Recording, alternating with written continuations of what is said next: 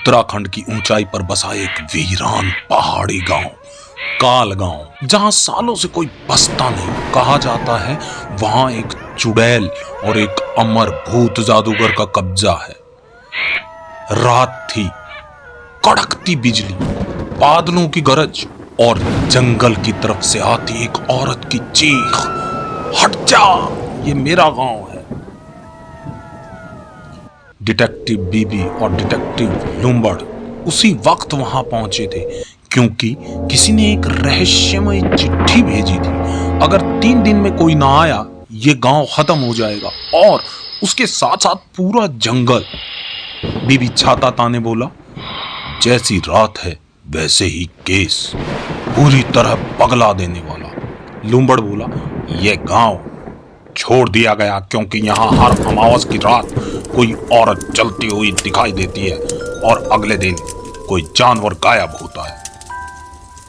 एक टूटी झोपड़ी में उन्हें मिली मंत्र तंत्र की किताब, जो आधी जली हुई थी। लुम्बड़ ने गौर किया, इस किताब पर किसी पुराने तांत्रिक के निशान हैं और ये वही गांव है जहां तांत्रिक विभांडक रहा करता था। बीबी बोला, मतलब चुड़ैल की कहानी शायद उस जादूगर से जुड़ी हो।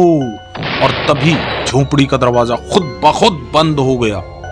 एक काली आकृति हवा में तैरती हुई आई, लंबे बाल, उल्टी आंखें, टेढ़ी मुस्कान।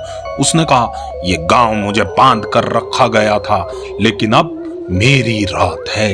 बीबी कांपता हुआ बोला, लुम्बड़, कोई मंत्र वंत्र आता है क्या तुझे? लुम्बड़ ने किताब से एक फटा पेज निकाला जिसमें लिखा था, जिसने चुड़ैल को बांधा वही उसे मुक्त कर सकता है, और वो है विभांडक की आत्मा। तभी बिजली चमकी और एक बूढ़ा जलता हुआ चेहरा प्रकट हुआ, विभांडक का भूत। उसने चीख कर कहा, मैंने ही उसे कैद किया था, लेकिन मरने से पहले गलती से वो मंत्र अधूरा बोला गया। बीबी ने पगलापन में वो पन्ना फाड़कर हवा में उड़ा दिया। लुम्बड़ ने झट मंत्र पूरा किया, ओम नील वर्णाय काल रात्राय स्वाहा। चुड़ैल की चीख जंगल को हिला गई।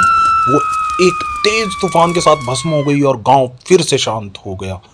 बीबी और लुम्बड़ पहाड़ी की चोटी पर बैठे थे, चाय पीते हुए। बीबी बोला, कभी सोचा नहीं था कि चुड़ैल को हराने के लिए लोमड़ी और बंदर मिलकर तांत्रिक बनेंगे। लुम्बड़ मुस्कुराया, और अगली बार अगर किसी चुड़ैल की चीख आए तो तुम अकेले जाना।